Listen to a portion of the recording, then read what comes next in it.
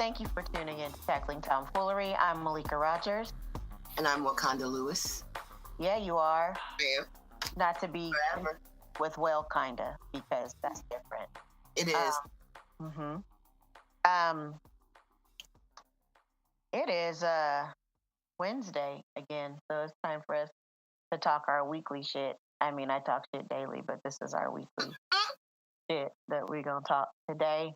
I'm gonna get right into it, and we're gonna talk about these highs and lows. Checking out the fellas, the highs and lows. I said lows, and it just made me think of Snuffleupagus. Hi, Bert. My bird. So pitiful. I told you I used to work with this dude we used to call Snuffleupagus behind his back. Oh, Because he had... dear. My bird. Just, Hmm. that fool was sad for nothing. Just sad. Anyway, so today we have a very special guest. All our guests are very special guests. They can't come on if they're not very special, because just regular special is not good enough. I'm going to cut it. Kind of like Special Dark, which I don't really like that. I do. I know you do. It's delicious. It tastes like depression or something. I don't like it. But anyway, we have a special guest, not a Special Dark guest. Well, maybe. I don't know. But anyway, our special guest today is Mr. Julian Long. Do I make a sound now? Do I say like, hey guys? Yeah, that. Hey guys.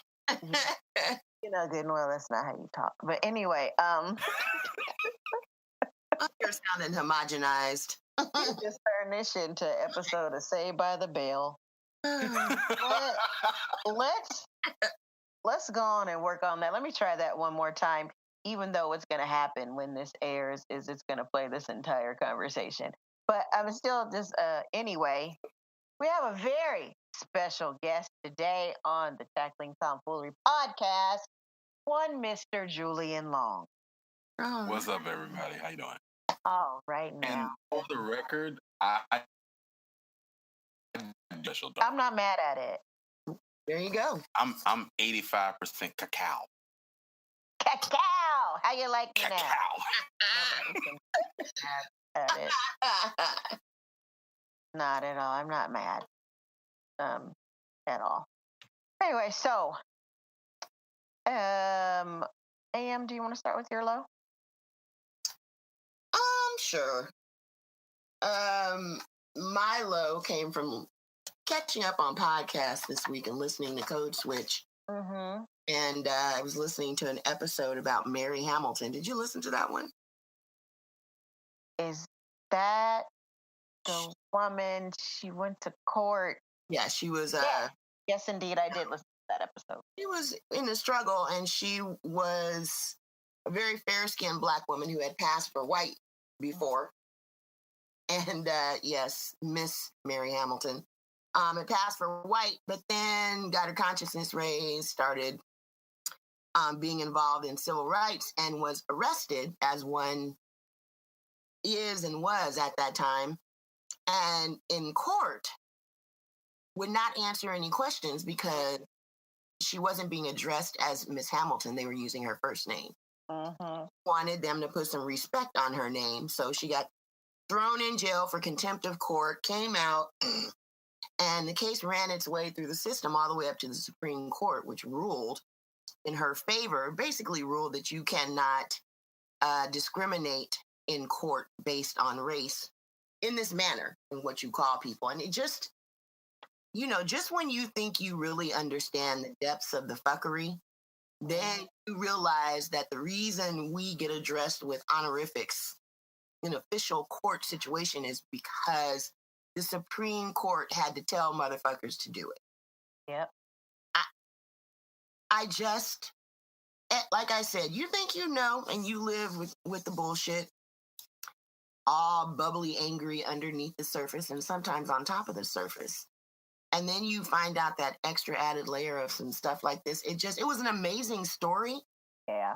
But that aspect of it just it made me feel my feelings in a way I, don't necessarily like. But it's sometimes necessary, and that was my low. It was a rough story. Yeah. Yeah, I don't yeah. I It's hard to say, like when you listen to a story like that, even on a podcast you really like or whatever, it's hard to say, I really enjoyed that story, because then you sound like an asshole, like you really enjoyed listening to the Right. story of this woman's oppression, right? Right. But I'm glad I listened to it. I'll leave it at that, like that. I'm glad I listened to it because it talked about something that, I mean, in terms of how we're addressed, I mean, that's a conversation I've certainly had many times, especially with older Black people from the South. Mhm. But hearing her story lent some perspective I hadn't considered before. And so I am glad I listened to the story and mad the story exists. And that's really just part of it. She has a whole story, separate story about her experiences, working in civil rights movement as a woman. Mm-hmm. Things that she was subjected to. Yep. The court case is part of her story, Mm-hmm. but not the whole story. Wasn't there a conversation of how, oh, wait, no, that's somebody else. That's another story for another day. Got her crazy. Huh? Bully, men trying to get at her. Yeah. Got beat in jail before. And, on more than one occasion, I believe. Yeah, it was a lot. The things. I mean, and especially for Black women during that particular era and during that particular movement, these women were taking a beating from the quote unquote man, but then taking the same kind of beatings from their men, from Black men. Yeah. Yep.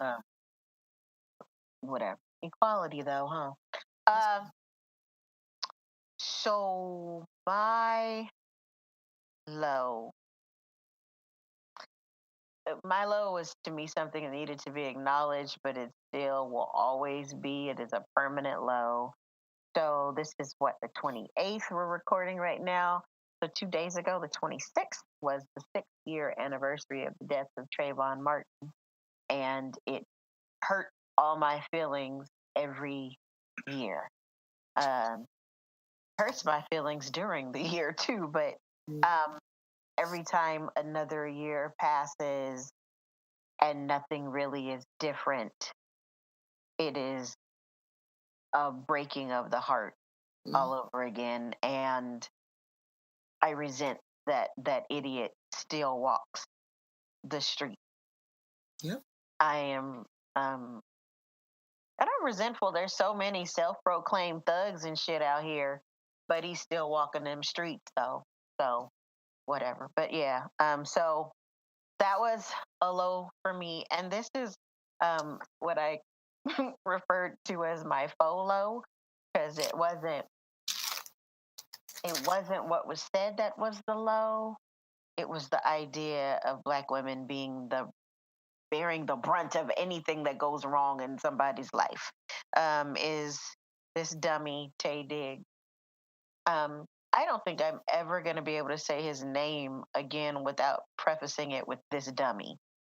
So this idiot did an interview for somebody's show. I don't know if it's a talk show or a podcast or something.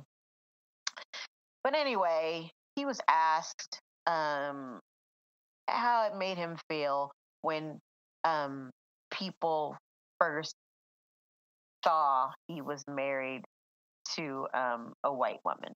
When he was married to, what's her name, Idina Menzel, Adina. So the person asked, did it bum him out when a lot of the Black women especially, were like, oh, he's bootsy, he's married to a white woman, boo, did that hurt his feelings? And he was like, yeah, it kind of bothered him a little. But then he went on to say, and this is where I wanted to put him in a dumpster. Um, he went on to say that after all of sort of the disappointment in the comments regarding that, and now that they are divorced and everybody's moved on with their lives and whatever, he said I would probably not feel comfortable ever dating a white woman again, and that makes me sad. It was the "and that makes me sad" that made me want to punch him in his throat. It makes you sad that you are left probably mostly dating black women. I mean, what? And he has a girlfriend right now who is biracial. I think she's white and black. How does that make her look? You just made her sound like some kind of fill-in for the white woman you wish you had. Now I'm just left with this old biracial bitch, but really, I wish I was with a white woman. That's what it sounded like. I, I can't say that's what he meant. That's what came out of his mouth. And so I just want to say it's not even that anybody cares who that man dates or marries. Nobody is thinking about him. Is he even on a show right now? Who? I don't even know. But nobody's thinking about his ass. It was the idea of him blaming black women sort of across the board for now his sadness and his dating choices and being picked on and so on and so forth. It was just stupid and rude. And don't blame us for that shit. That we ain't got nothing to do with that. That's your own hang up, bruh. And also he said that he saw a black woman in an ad or on TV or something when he was young. And he was like, "Ooh, I would want to marry her. She's beautiful." And his mother said, "Oh no, you're gonna marry a white woman." And then he said, "I wasn't raised to date with a racial preference. But you just told us your mama told you were going to marry a white woman, which is what you did. And then you said it makes you sad that you probably won't date any more white women. So which is it, bruh?" Why your mama tell it? That was curious to me. What do you mean your mama said you were going to? What?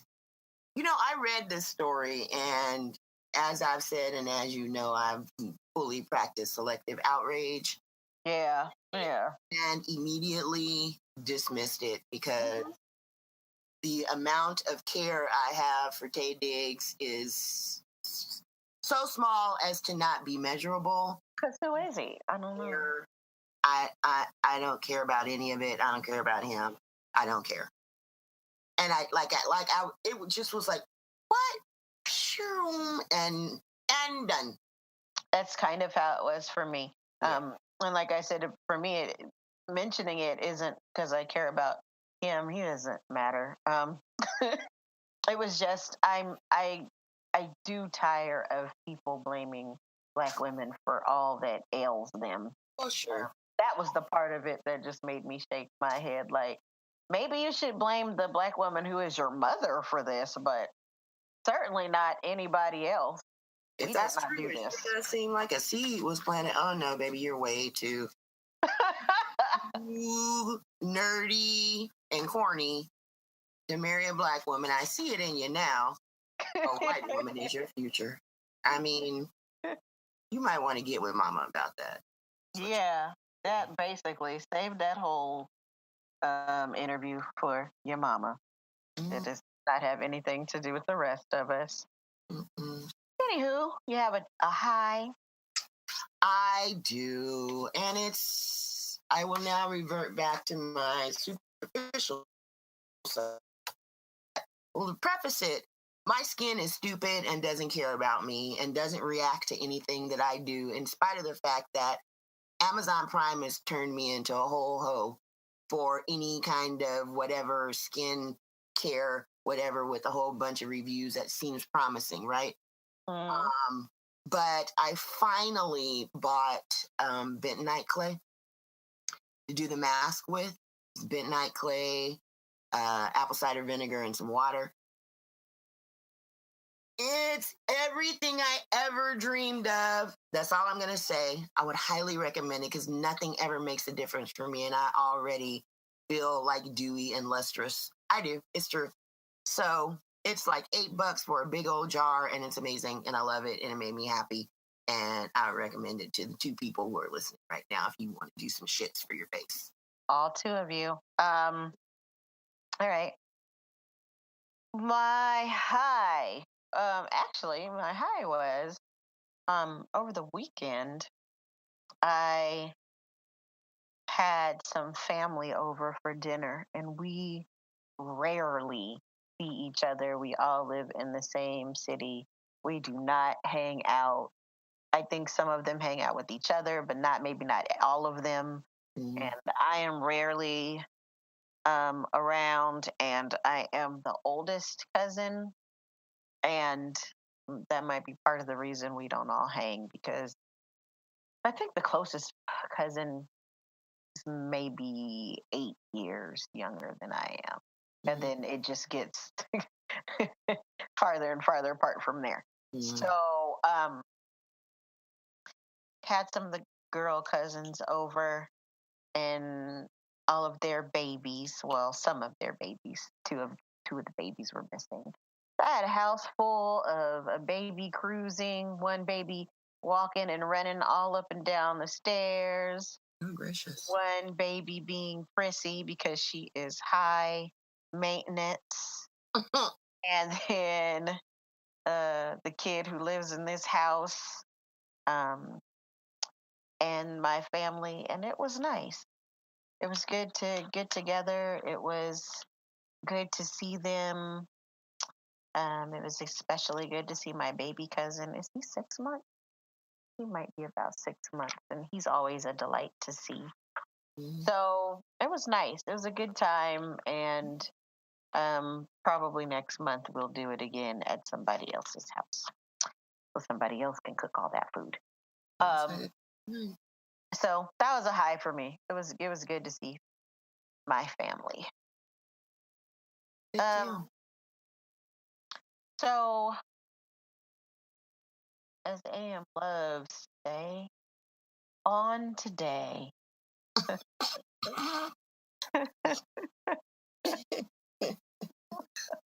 In her ministerial voice. That's right. Thanks. On today.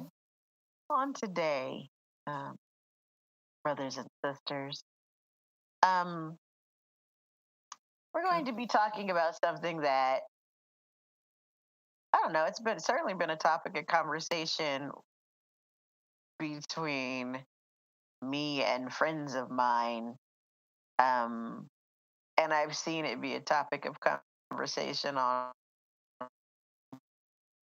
broader scale. Maybe not always discussed in the way that we would discuss it. So today we're going to be talking about Black accountability and call out culture, and clapbacks and public arguments and people getting checked through social media in front of God and their mama.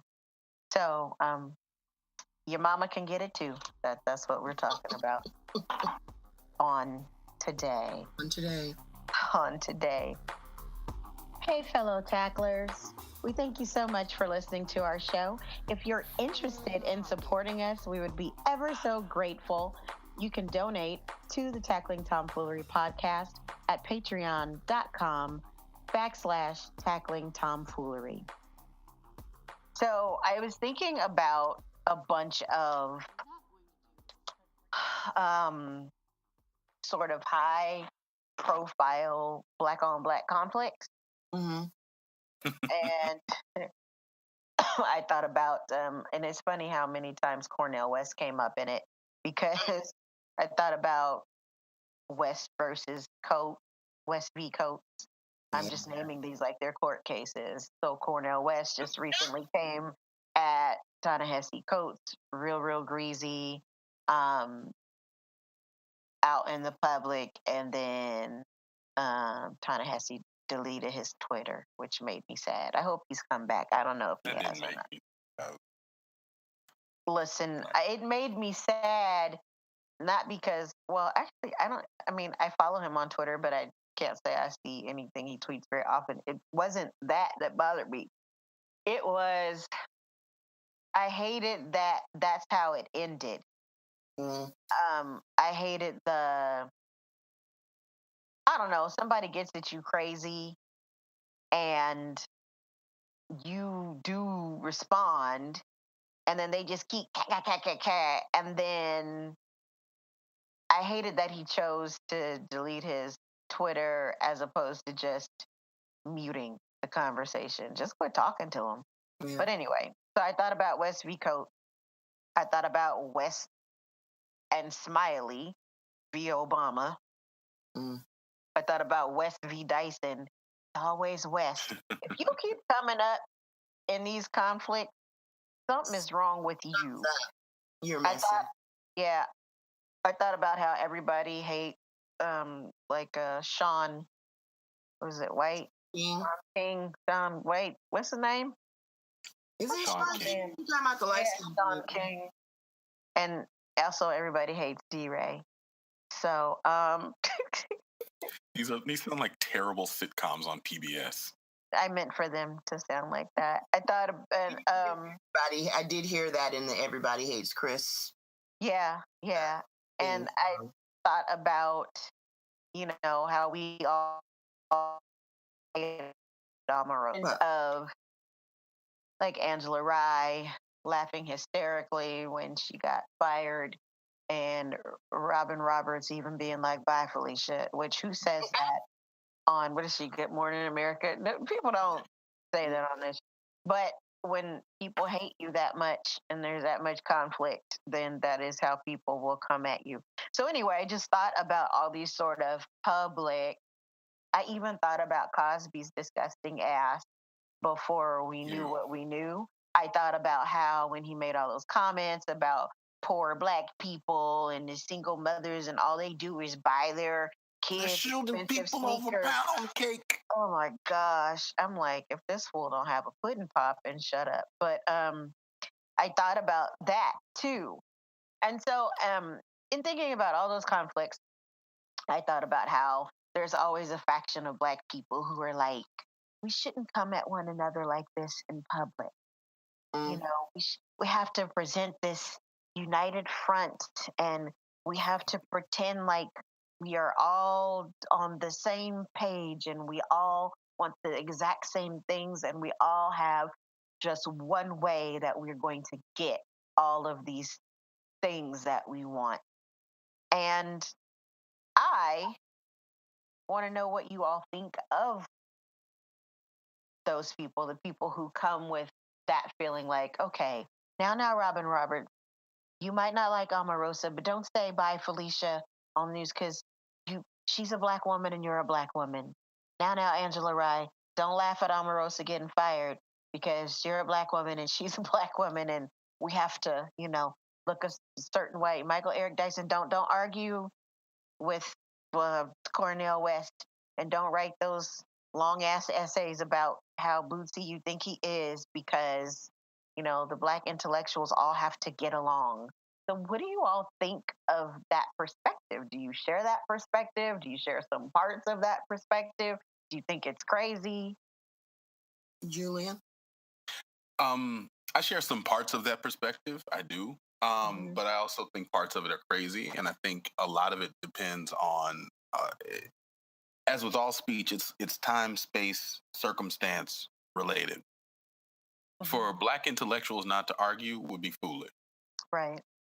Intellectuals argue. That's how they get better. That's what they do. They test each other's opinion. They test each other's metals. They require one another to defend their positions, enhance their positions, and grow. So if everybody's going to sit in a kumbaya circle and not argue with one another about their points of view, then nobody's going to get anywhere. Now, if we're going to tell my intellectuals in that sphere have various issues of being problematic, in large part because they end up co-opted by the ivory tower. In the West versus Coast situation, I actually had some support for West. I think he was the bad person to deliver the message he was delivering, but I think if you're calling for Ta-Nehisi Coates to be more boots to the ground, active, to be about more than writing pretty words that white elite intellectuals like, I don't think that's an unfair criticism. I felt like Coates deleting his Twitter, this is gonna sound mad callous, but it felt like a bitch move to me. Like I felt like he should have done like what you said, just stop the conversation, don't engage. But like, but you're gonna pack up your ball and go home? I mean, this cat, came up from Baltimore, and as soon as he got money, moved over. Where's he? Like the south of France now, Switzerland, Yeah, someplace. I thought it was in Paris. I don't know. Yeah. But like you left, you know what I'm saying? Like you left the community that you're still talking about as though you're actively trying to engage with and for it. So I don't have a problem with some criticism coming his way. It's just West should have known by now after a certain point, to the point you made earlier, after a certain point when you got a problem with everybody, it just looks Right. like the problem is you.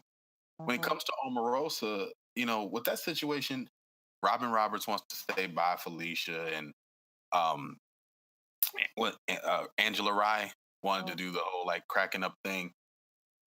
On one hand, it was cute and amusing. On the other hand, y'all still at work.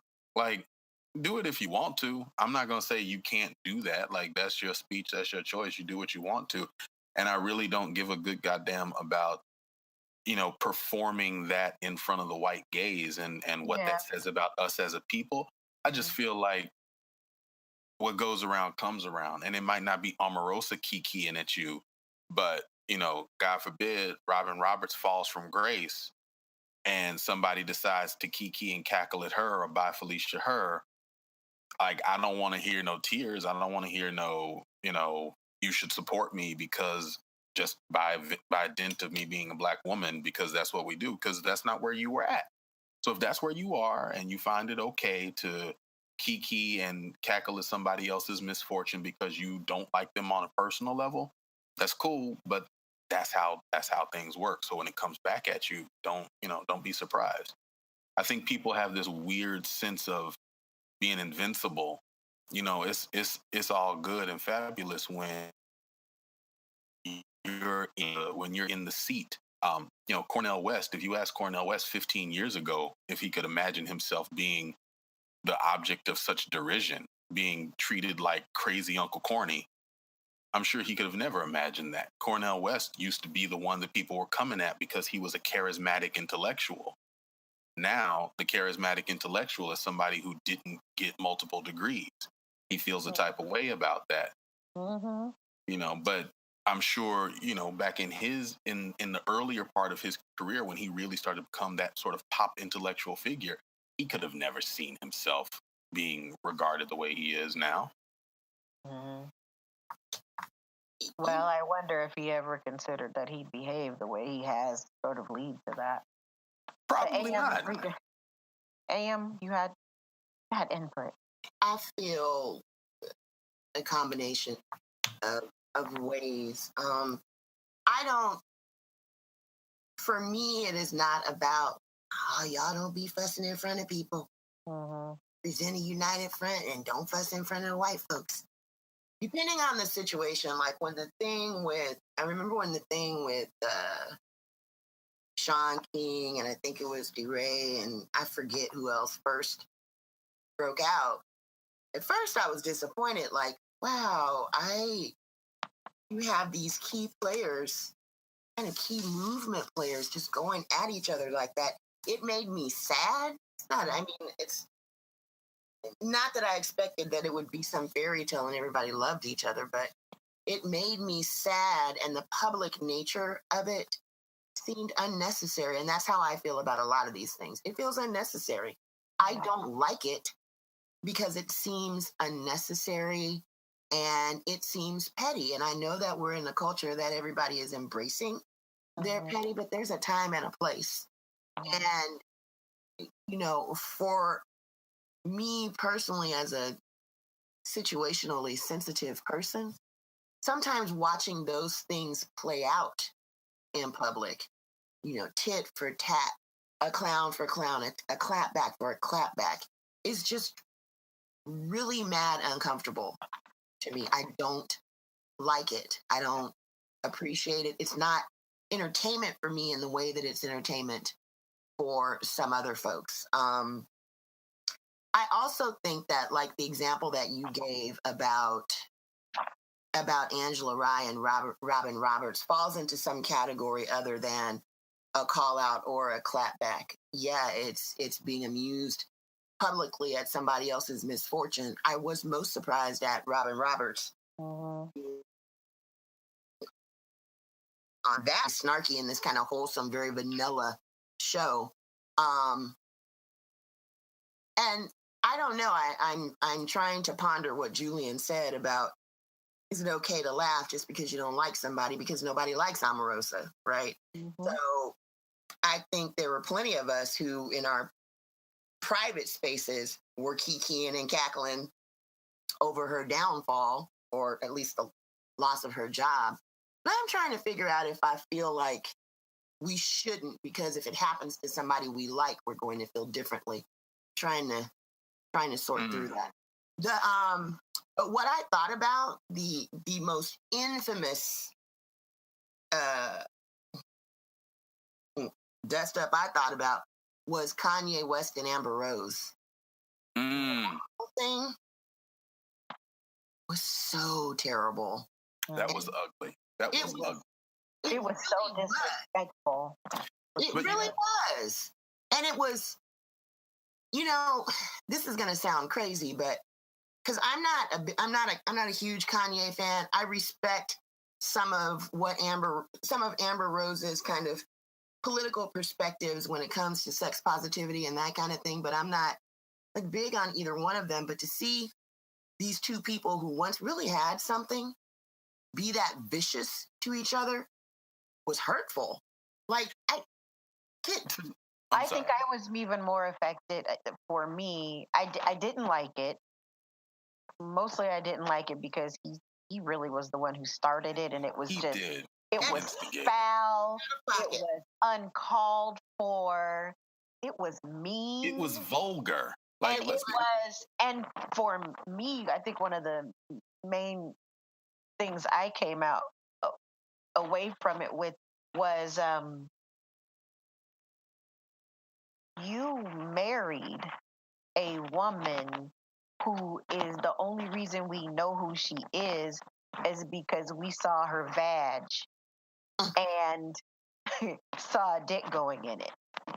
That's why we know who your wife is. And you married this woman, but this other woman who is 2% sister is more than 2%, but you know what I mean? Who is a black woman, a blackish woman, whatever people want to argue about it. I'm not arguing about that shit.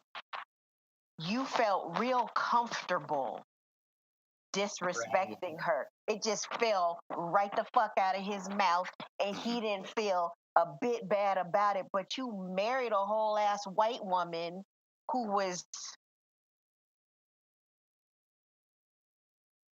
all the world to see on purpose. That was no accidental leak. To stay that live for somebody else. So who purposefully put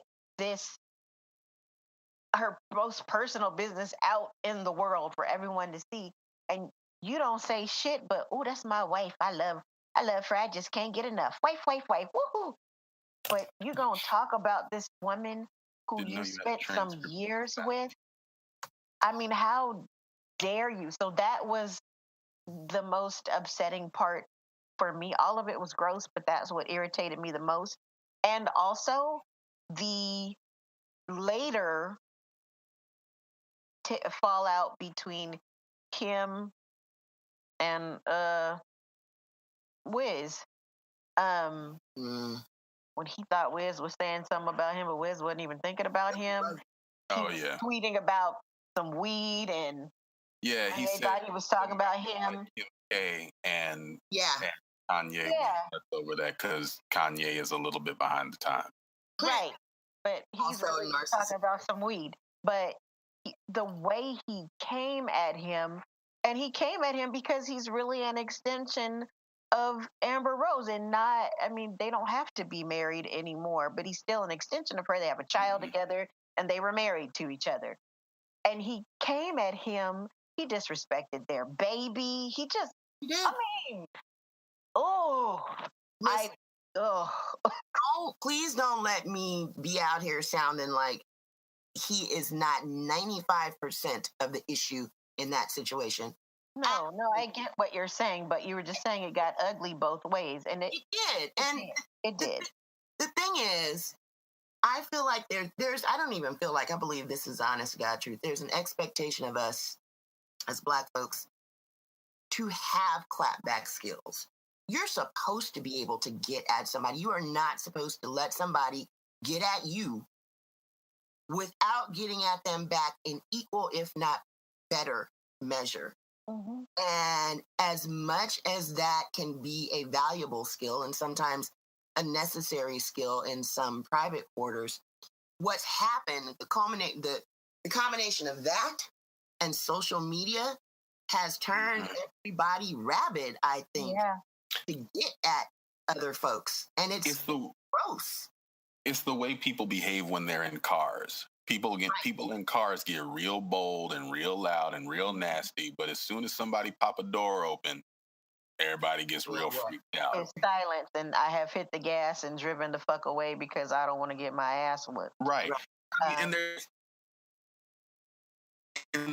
tons of steel and fiberglass around you that, gives you that sense of having an armor. And similarly, I think people feel protected by the satellites and VPNs and the distance between keyboards and screens to protect them from that. And it makes us, it gives us a false sense of courage. Mm-hmm. I think to your point about this expectation of having clapback, I think there is definitely something to be said about that. I think that is kind of an us thing. Mm-hmm. But I think the very fact that we're having this conversation is an interesting it's not a sort, I guess, actually, in a way, an indictment of our culture and the fact that even in airing our grievances, even in having frustrations with one another, there's still a sense of us representing some sort of grander sense of culture, right? The reality is white people do this same shit. Yeah. When what's that motherfucker's name with the car garage and Blindside? Help me out. I don't know white celebrities' names that well. Jesse James and Sandra Bullock. Yeah. That got real nasty. Like, he said all kinds of nasty shit about her, and she didn't play exactly the high road. She had some stuff to say, but it was more, I think hers came across more factually, but it's not like they don't do it. It's not like Katie Holmes didn't have some stuff to say about Tom Cruise. It's not like, I mean, it's a thing. We look at the current occupant of the White House, and he made his entire campaign about snapping on people and roasting and clapbacks, and there was very little, the so-called red states were saying, well, he's talking real talk, and he's saying the things that he's just being straight talk, and it's that kind of thing. The very fact that we think we have to consider whether or not this is acceptable for us is unusual to me. Well, but it's like we assign authenticity to how cruel someone can be. So the meaner you are, the more powerful your clapbacks are, then the more real you are, the more witty you are, or whatever. And I mean, I do think some strong words have their place, for sure. And sometimes you do have to clap back at somebody. No nonsense has its place too. Yeah, I mean, there's definitely a time for all of those things, and I don't think there's anything wrong with being able to deliver that when it's necessary. But it just feels like now to just everybody got chips. Yeah, they got chips right there. Somebody. I just thought, recently I had this back and forth on Twitter with some person. I hate to even when I'm conversing with people via Twitter, I hate to even say it was some woman or some man, because I really don't know who that is. But supposedly I was going back and forth with some woman about race. Like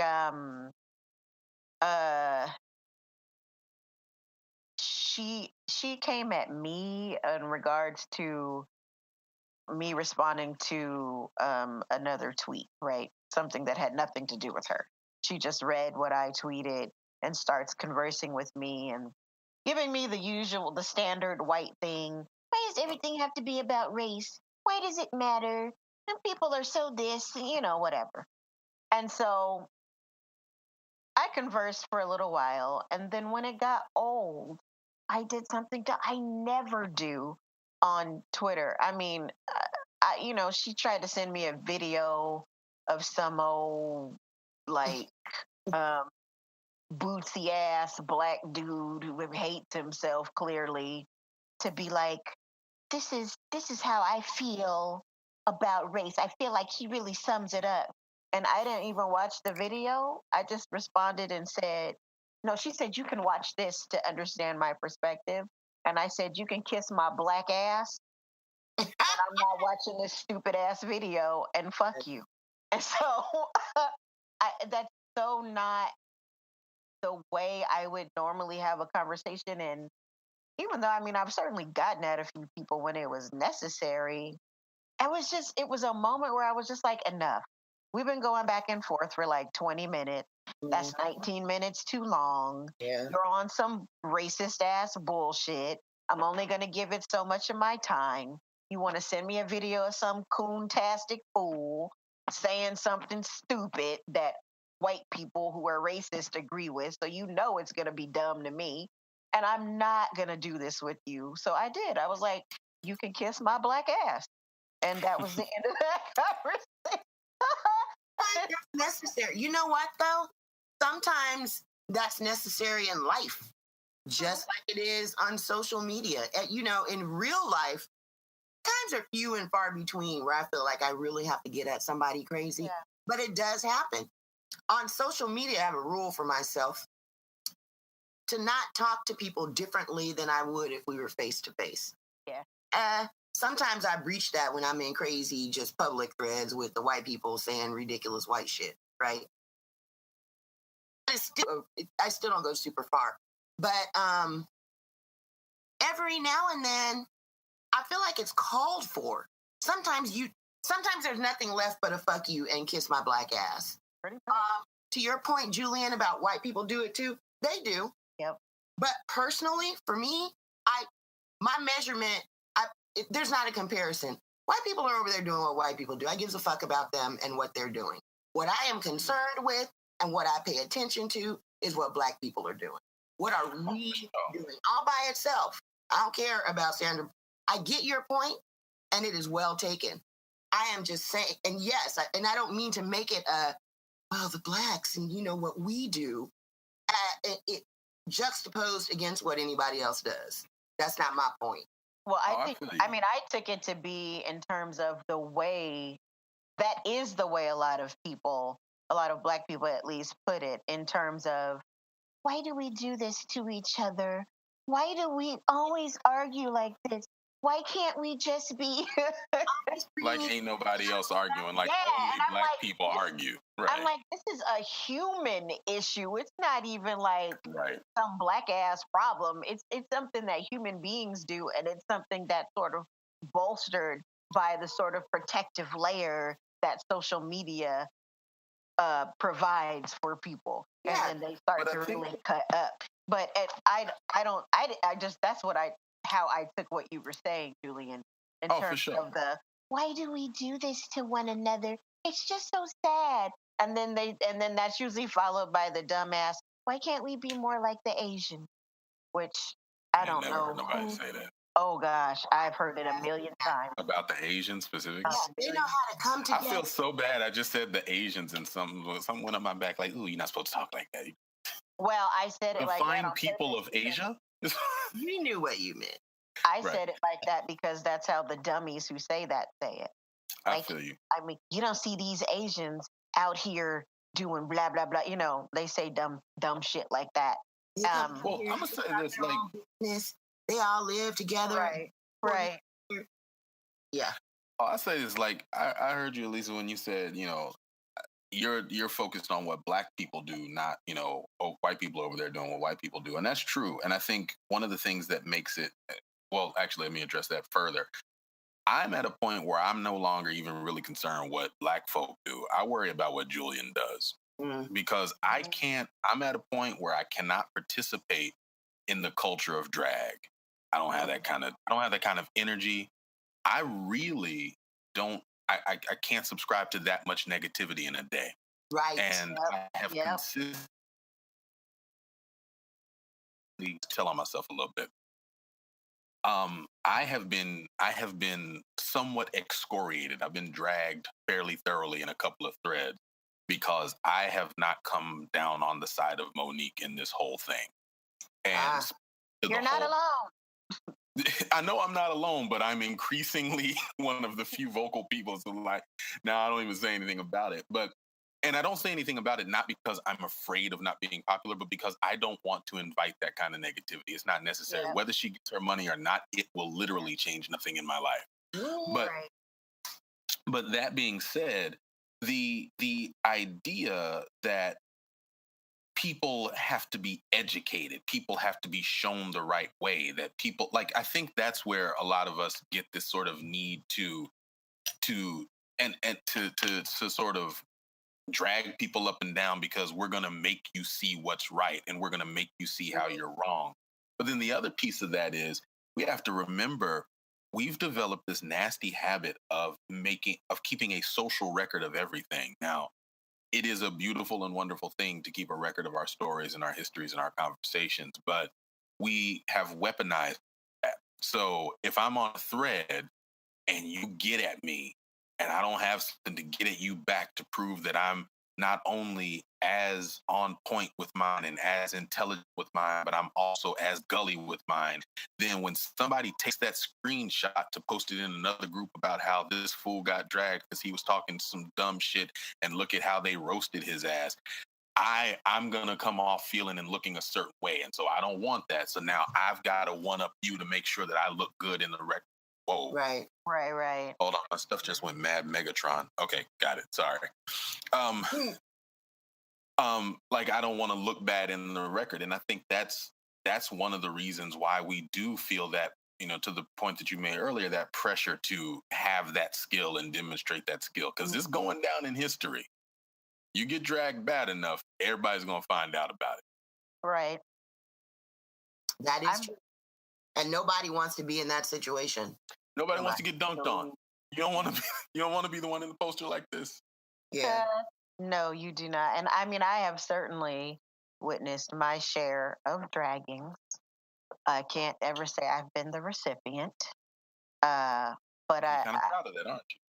I'm lightweight proud. Well, not proud, mostly relieved. I don't want that. I don't want that to be. I don't want it. Because I know that I'm not huge on dragging people, but I have once or twice when I needed to. And I would not like to be on the receiving end of certain things I've said, even when it was necessary. I would not like that to be me. So I can't say I've been the recipient, but I've been a witness many times. Sometimes I feel like they were right. And other times I'm like, damn, she just was asking y'all what time it was. Why did y'all have to talk up under her clothes and talk about her mama like that? She just said Mike Epps wasn't cute. Why are we having this? Right. Did y'all just pull up her public record? Damn. Right. Yeah, I mean, this is not the life that I want to live. Let me press it. Let me go back to what we first were talking about. I don't have any problem with people having public conflict. I don't. I hated it when people would say, well, Obama did something that I didn't like, but I don't say nothing about it because I don't want these white people to know that I don't always agree with him. Or I see that that really got on my nerves during that 8 years. I think I just think it's stupid. I understand where people are coming from when they say it. Right. But I think it's ridiculous. That's not to say that I think those people should have gone to every white conservative they knew and start talking about how much they didn't like something Obama did. That's a very different story as opposed Right. to just having a general conversation, where it fits about, yeah, I didn't feel this policy and this is why I didn't like it. I think the whole let's not do this in front of company thing is stupid because we can't live our lives based on what oppressors think. And Right. they don't oppress us. Racist oppression doesn't exist because we don't all agree on everything. That's not why that's happening.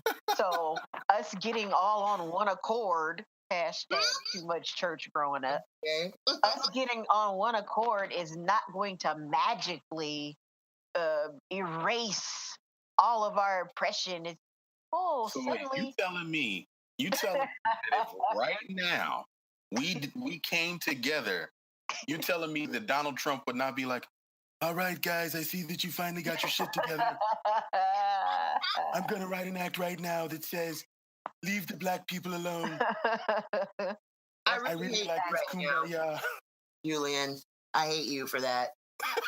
Very accurate impersonation. Who knew? I hate you for the impersonation, and also I hate the impersonation because you made him sound entirely too smart. I know. He It's been a really put good all day of for those the words. The Really black. good day for the black. Good day. The There's black. my African American right there. Y'all see it? You see him? You see him? He said you see him like he was a critter. You see him? Yeah, he did. There you go. You see him? Look at him. Look at him run. Look at him run. Oh my gosh. And that man said, I wasn't offended. And I was like, then you are absolutely his African American. Yeah, Right. Called you exactly what you are. You're right. He was right. I'm not even mad at him for that now. let me be a little bit contrarian if I can, because I want to put it to you. You mentioned first, it used to get on your nerves when people would say about Barack Obama, like, I don't agree with everything he says, but you're not gonna hear me saying nothing bad about him. Oh. I wasn't quite on that page, but I was very, very circumspect about how and around whom I criticized even his policy. Now, it wasn't because I cared so much about what white people thought about me. It did matter to me how much room I gave them to spew the venom that they were already so comfortable with. What I was trying not to do was create a safer space or a bigger environment for that. Well, that's different. And that's like what I was saying. You're not going to have those conversations with your racist ass, super conservative coworker. You know what I'm saying? But what you often find is that those are extreme. Like, I'm not going to tell anybody, not even my cousin, my mama, my wife, that I don't like such and such, and it was just like, you're allowed to disagree. You do know you're allowed to disagree, right? You know that, right? This is not, it's not a thing. You don't have to. Now, I know what you mean, though, Julian. I hear you and felt somewhat similarly. If there were disagreements that I had, there was a way I was going to discuss that, because I did, you heard it all the time, the kind of venom and vitriol directed at this man. And I was not going to be out here saying shit that was going to give them more grist for the mill, so to speak. I will say, though, that there are certain conversations I don't want to have in mixed company. There are conversations that I only want to have with women and not with men. There are conversations that I only want to have with Black people, and again, not in mixed company, not for the sake of appearances or respectability, but sometimes just because it feels private and intimate to me. I think that's different. It's not folks' business, period. Yeah. I think that's different from what I'm talking about. I mean, I feel the same way. I'm saying these are people who thought it was wrong to disagree. Like they felt guilty for disagreeing and then didn't want to say, but I'm not going to say that, And I'm like, you sound crazy right now. and also you're a voter, so like some of these things you better get vocal on them if it's going to affect your ass, Right. whether it came from a black man or not. You better say something and do something and get in that voting booth, and so that's what I mean. I'm not talking about um, being selective, and I'm not even talking about being careful, because I'm with all of those things, and those are all things I do as well. Um, but I I didn't feel like, oh well, he's black and therefore above reproach, above Right. me Yeah. disagreeing with some of his policies. I mean, I didn't subscribe to that ideology. That's crazy talk Right. to me. Like it's um even okay, so when these brothers first started saying Africa Bambaataa touched me inappropriately, you know, when that KRS-One's response in fury. that's exactly what I was just gonna talk about. The last thing I heard from him was probably at least a year ago, but he said something like, um, when it comes to a movement, establishing and maintaining a movement, someone has to be above reproach.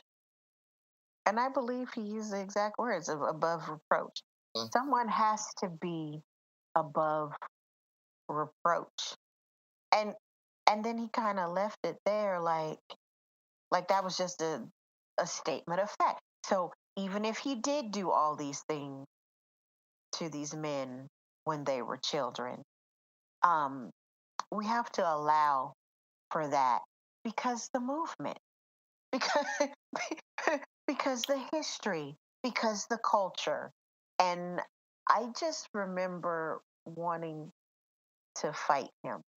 Like I literally wanted to put my hands on his bell pepper nose. I was so mad at him for saying that. It was so wrong. And even if he thought, this is my friend who I've known forever and I don't believe he did these things, even if that was his perspective, to respond to that perspective with, we must allow him to be above reproach, even if he is a child predator, was so sick and stupid. And I'm like, if there was ever a time for calling out Oh, or but that's not clapping new. back, this is that time. And to say to people, well, no, you don't have the right to do that. You don't. That's not an option, because the culture. But that's not new. What he did, I mean, that's just a page out of every political playbook. Like shit, Yep. you can see that on Thursday night on Scandal. For the Yep. sake of the Republic. Like Yep. it's just Yep. it's defending a political movement at all cost. It's the same thing with Elijah Muhammad when it was revealed about all of his child brides. I was thinking about him while I was talking. Yeah. We had, it was, we've got to, for the sake of the nation, we have to keep that even. I mean, and the multiple presidential scandals that throughout have been covered up for the sake of the shit. Let's keep it 100. Like the current election, the only reason that is being glossed over is because we need to keep up appearances of what America is supposed to be in the eyes of the world. Everybody knows that was a tainted election. Nobody's confused on that. Right. This investigation is just lip service. Everybody's really 100% clear. Yes, Russia tampered with the election. There's a good chance that they tampered with the specific results, not just influenced it, but for the sake of what America must look like to the rest of the world. Exactly. The idea of what KRS once said is not inaccurate. Someone should be above reproach, but that doesn't mean that we should hold them above reproach when they're not. Right. And that's the part that's sickening about it. If Africa Bambaataa was in fact to be the standard bearer for the movement, then everyone in his circle should have been like, yo, Bam, I don't know what the fuck is going on, but you need to not be bringing these kids into your house because it looks bad. I'm not going to ask you no more about it. but I'm gonna tell you, I'm gonna check you every time I see you doing it. That's how that should have went down. If the intent was someone has to be impeccable. And to somebody knew, lots of people knew, Oh because hell yeah, they knew. nobody rolls solo all the time, especially not the leader of a movement. You know, you head of Zulu, you're the founder and creator of Zulu. You're not by yourself, right? So people knew and just were like, well, Well, what he's that's doing it. is important. Well, you know. But you know what? I think we've stumbled upon why this is a black issue. Why it is different for black people than any other people, than the Asians that we mentioned earlier. Like it's so much hate mail. To be black is to be we are a political people. We are a politicized entity. Being black in and of itself is a political action. Everything that we do is politicized. So whatever we talk about as it becomes a part of public discourse, to a certain extent, because I'm gonna go ahead and just fall all the way on this damn sword and just ram it up in my spleen and abdomen. But like, let's take the Monique conversation. The Monique conversation originally was about Monique getting her paper.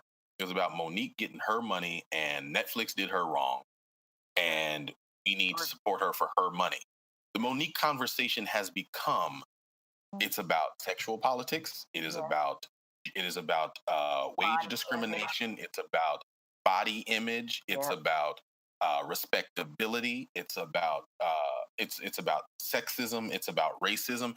It is it's now sort of the linchpin of every possible political conversation, with the exception of the Me Too movement, all rolled up into this thing. So now you can't talk about it and just talk about this comedian had this request of an entire group of people, because the minute she made it, my lovelies, I'm talking to my black audience, I want you to do this thing, it became a political conversation.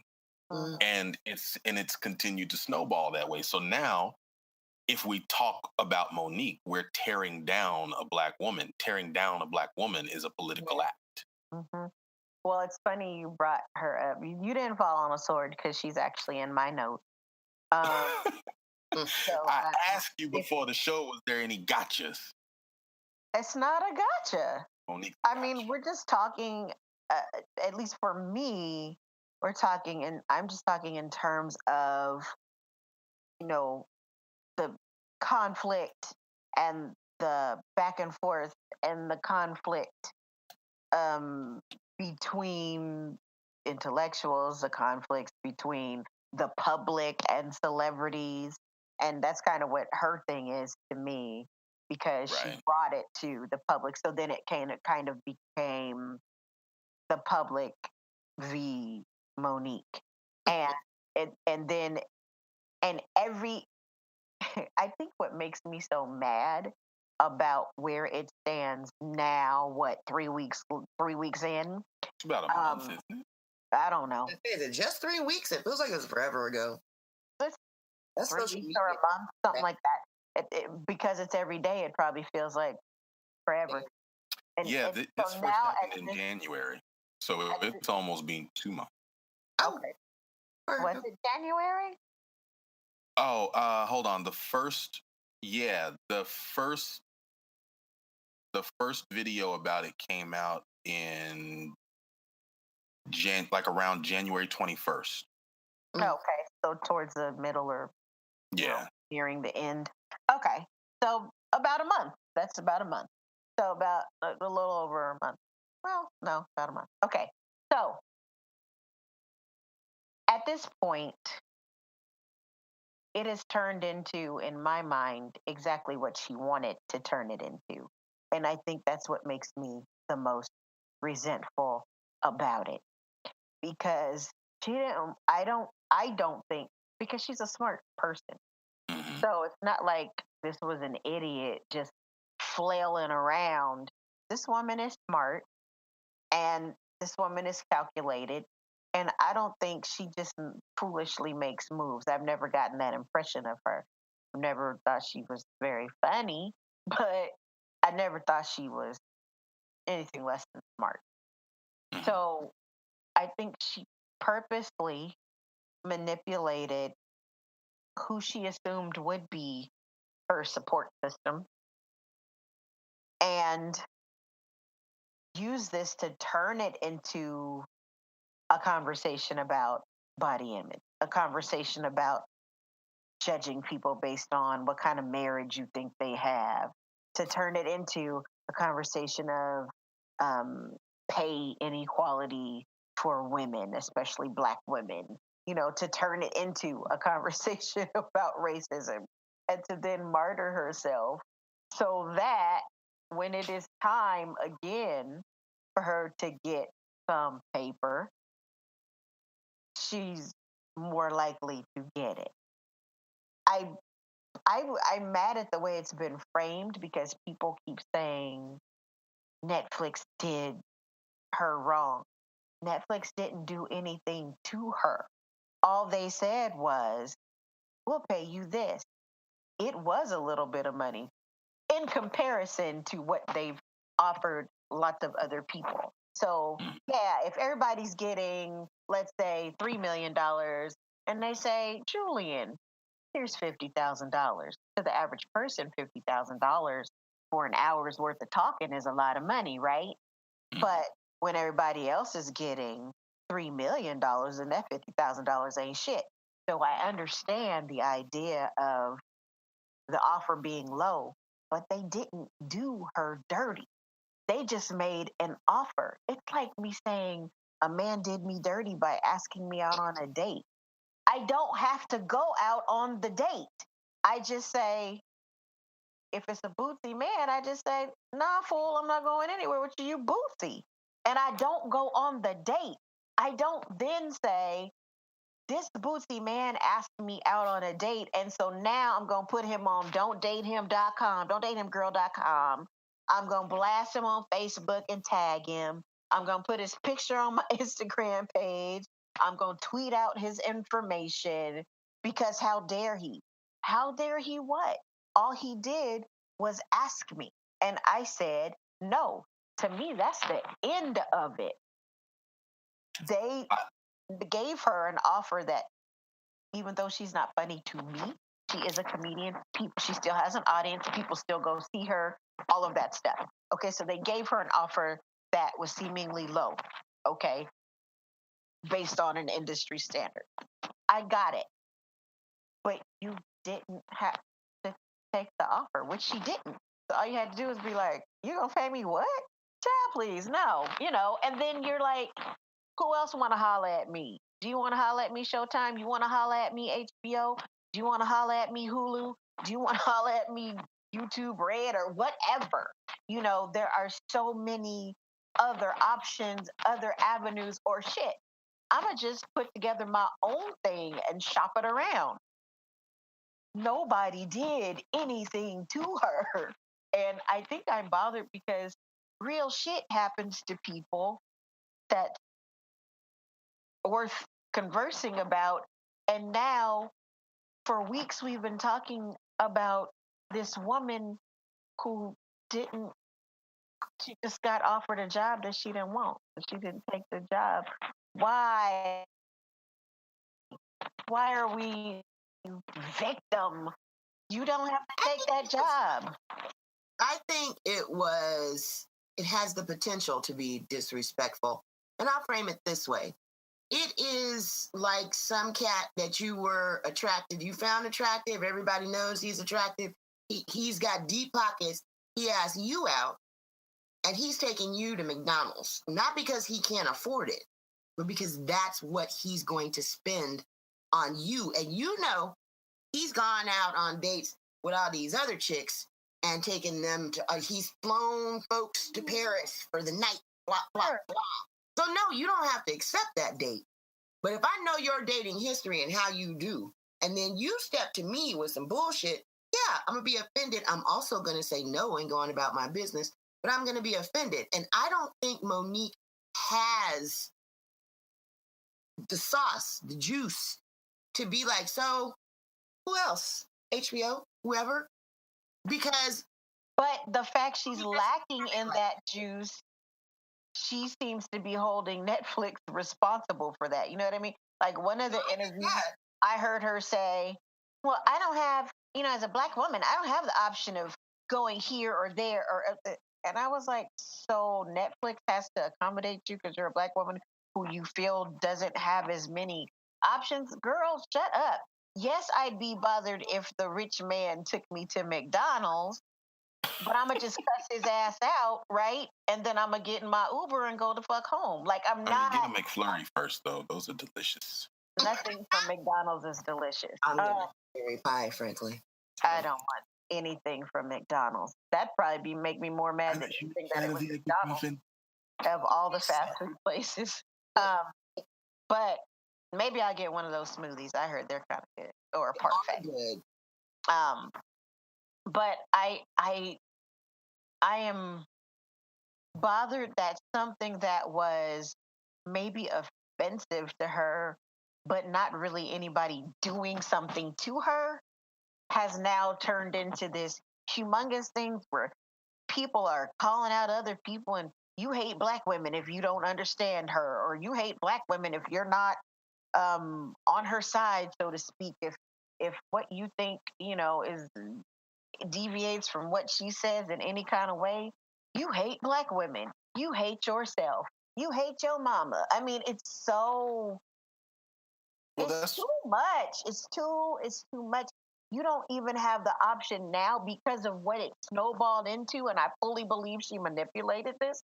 But because of what it snowballed into, you don't even have the option of being like, he's not funny to me. Like you can't even say that, because if you say that, you just don't want this black woman to have her money. And I'm like, I actually do want her to get paid. I would love for some other sister to get her money. I would think good for her, and I would not watch that shit because she's not funny to me. But I would be like, girl, good for you. I'm glad you got your paper. You and your boo and your baby spend that paper, have a great time, put it across the mattress, roll all across it, and giggle. I'd be thrilled. I want her to have what she feels is more fair. That's great. I want that for her. But I don't have to think she's funny, and I don't have to think this approach is reasonable. And I don't know, whatever.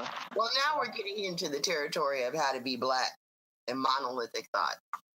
There's a way we are, really. Yeah, no, we talked about that, and we'll probably talk about it again. And blah, blah, blah, blah. Yes, we have.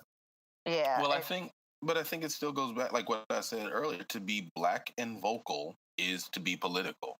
And I think as a people who have a history of being denied a voice, as people who've had a history of being silenced, what we aren't doing a good job of, I think, and this might be a point of contention, but I think what we don't do as good a job of is recognizing the fact that our voices do carry so much weight and so much power.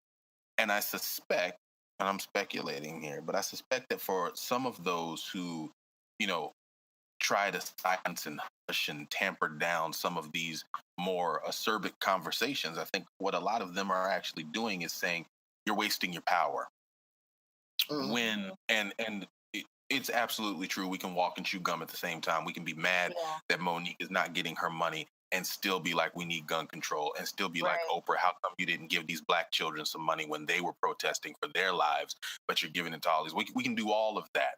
But what we have to recognize is within our own circle and in the world at large, we are of a people who at one point used our collective voice and our nascent voice to start a revolution in this country. And then we used it to launch the civil rights movement. And so there is a perception that when we talk about something and when we say this is an issue and this is a grievance, it means something. So when we then expend that political capital, if every time we speak we are spending political capital, then there's some things that we spend that on that we're spending amiss. You know what I mean? Like we're we're wasting some of that political energy. And to that point, it does sometimes make me be like, just shut up, shut up. Who cares?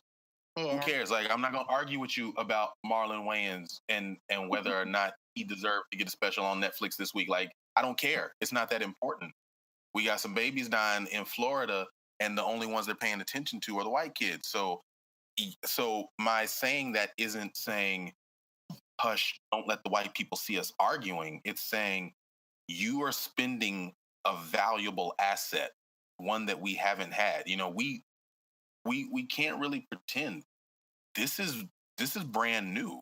Like what we have in social media, what we have in Facebook and Twitter, where we all have a platform that's kind of we all have fucking daily newspapers that we write. Right. And called our Facebook thread. And we have varying degrees of circulation. But for the first time in our history as a people, we all have a platform to say whatever we want to say. And I mean, yeah, it's true for white people too, but white people could run around and make a newspaper or a magazine if they wanted to. They've had a longer history of having platforms to broadcast a message. Our history of having platforms to broadcast a message is much smaller. And so accordingly, what we say on it feels that much more concentrated. And accordingly, because we are who we are and everything we say to a certain extent is political speech, every damn day we publish a political newspaper. And sometimes it seems like our newspapers are full of shit. Fake news. Fake news. Sorry, I'm going to stop. I don't mean... I'm going to stop. Go to bed. Oh my gosh. Log off right now. That's right. Delete your account. I'm not going to be silent. Don't take away my political voice. Charlatan. Get him out of here. But you feel me what I'm saying though? Like I think that's what we kind of end up falling into is recognizing that this is power. We can spend that power however we want to, but sometimes we're spending it on foolishness. Agreed. I do agree. I do. I agree too. So we have run our mouths for a really long time now. We have. This went on longer than I thought it would, and it was a good conversation. So I'm gonna wrap us up so that people don't fall asleep. We are fascinating, but they might be thinking they're gonna tune in for a good 45 minutes, and then 3 days later, yeah. These Negroes are still talking. Are you done? Are you finished? Are you done? Later that same day. Or the little French voice on SpongeBob. 3 days later. 3 hours later. So we're gonna get these shout outs. First of all, I thank you, Julian, for participating today. Tell the good people where they can find you. You can find me writing. I'm part of the editorial staff at Kinfolk Collective, so you can find some of my work at kinfolkcollective.com. You can also find me active on the Book of Faces. And if you like the way I write, you can support that on Patreon. That's patreon.com/Julian Long. That's right. All right.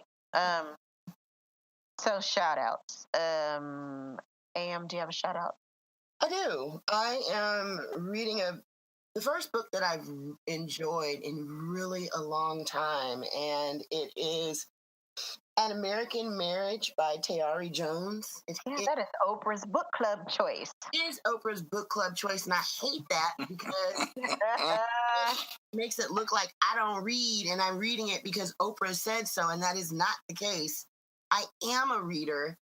I can't remember. I came across a review somewhere, and it may have been because it was an Oprah book, okay? But I don't run around reading whatever. I read, shoot. Anyway, it is a really, really, I am totally absorbed by this book. And I'm enjoying reading in a way that I haven't since my attention span got shot all to hell by smartphones. So that's my shout out to her because it isn't just beautifully written and a really great story. And I don't know if I'm halfway through yet. I'm looking forward to reading that book. Actually, how did I find out about the book? I bet you it wasn't because of Oprah. Shoot. I resent it, Julian. You just don't. No, I get it. I get it. You don't want to look like a bandwagon. I think I initially found out because I don't care how people found out. I mean, support the sister and buy her damn book. Right. But I've never even seen an Oprah book club announcement. I didn't even know it still existed. But I didn't either. But I actually did see her announcement of that book because I think somebody reposted it or something on Facebook. And that's how I saw it. But then a couple of days after that, I heard her interview on NPR. That actually is what made me interested in reading the book because I think I've only read one or two books that were from Oprah's book club, and I just happened to read them. I didn't know they were books that had been in her book club. So I never followed it. I'm not mad that she had one. I just didn't, that just wasn't my thing. But that is a book that's on my list. But now I'm still reading The Mother of Black Hollywood. So when I am done reading that, and shout out to Jennifer Lewis. She's not my shout out for the week, but shout out to her anyway. The book is she's a hoot. Like I'm having fun reading that book. And that book is next though on my list. I think you'll enjoy it. Julian, I know you said you didn't have a shout out. Has that changed before we move on? A shout out to I'm gonna pick something like mad random. I don't have. I'm not illiterate. I'm just not reading anything dope right now. Live your life. Live your life authentically with your shout out. One of the things that I'm digging right now is there is a podcast, like a YouTube show called Dope Spill, and it's this young brother who breaks down every single aspect of popular comic books. For people who just found out about Wakanda when you saw Black Panther. Yeah. You can get all the rest of the backstory. Like this brother lined everything up. Bop, bop, bop, bop, bop. He'll tell you all the good jumping off points. It's one of the things that I dig about it is, and again, it kind of speaks to this sort of the power that this platform gives us. Is he created something in a void, where there was a conversation that needed to be had, but nobody else was really having it, and he made it, and he's really authentic with it. He's real thorough. Dope Spill on YouTube is my pick of the week. Cool. All right. My shout out is to Juvia's Place. Juvia's Place is a Black-owned cosmetics line, and several of my friends use it and love it. And so I needed some new stuff, and so I started following them on Instagram initially. And then I finally ordered something about 3 weeks ago. I ordered some eyeshadows, an eyeshadow palette, and a blush palette. And I love this line. And I love that it's two sisters who created this line. And they are constantly, releasing new stuff, new palettes, new lipstick, new whatever. And I love the colors. I love that the colors really not just Black people wear them, Black women wear them, but that shit's obviously made for us. The color palettes are made for us, made for our skin. And I've been wearing it almost every day, and I love it. And I love to see sisters doing stuff. I don't even care what it is. If it's some positive shit and you doing it, it don't even have to be something that I need or want, but I love that you're doing it. So shout out to Juvia's Place. I love it. That's what's up. All right. So, and Juvia's Place, that's JUVIA 'S, but there's no apostrophe on the website. It's just juviasplace.com. And I think the same thing on Instagram. It's Juvia's Place, all one word if you are interested. And if you're not, you better get interested. So anyway. You know I love the makeup. Get yourself a palette, Julian. That's right. Get one for the homie or something. Somebody.